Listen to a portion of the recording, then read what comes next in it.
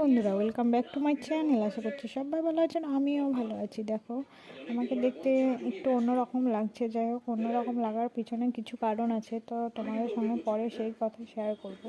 তো দেখো, আমি বাড়ির সামনে, এখানে বাড়ির সামনে বলতে আমি থাকি বাড়ি, এখানে আমাদের বাড়ির সামনে রাস্তার উপরেই আমাদের বাড়ি। তো এখানে প্রচুর প্রচুর চাঁদা তোলা হচ্ছে। তো এই দেখে কি মনে হচ্ছে, মনে হচ্ছে না যে ছোটোবেলাকার দিনটা আবার ফিরে পেয়েছি।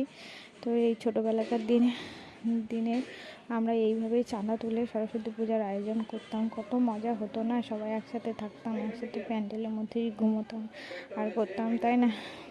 তো যাই হোক, তো এখানে দেখো এই পাড়ার শ্বশুরবাড়ি পাড়ার ছেলেরাই এখানে চাঁদা তুলে পূজার আয়োজন করেছে। তো এখানে অনুষ্ঠান হবে, তো সেই জন্যই একটু চাঁদা তোলা হচ্ছে। কোনোবারই চাঁদা দেওয়া হয় না। তো দেখো, আমি তোমাদের সঙ্গে প্যান্ডেলের ঠাকুর শেয়ার করছি।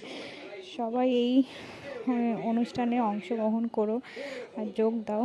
তো দেখো, প্যান্ডেল পুরোপুরি কমপ্লিট হয়নি, ঠাকুরও কমপ্লিট হয়নি। তো ঠাকুর দেখো এখনও রং করা হয়নি। যদি এই আমার ভিডিওটি ভালো লেগে থাকে তো অবশ্যই সাথে থেকে পাশে থেকে টাটা।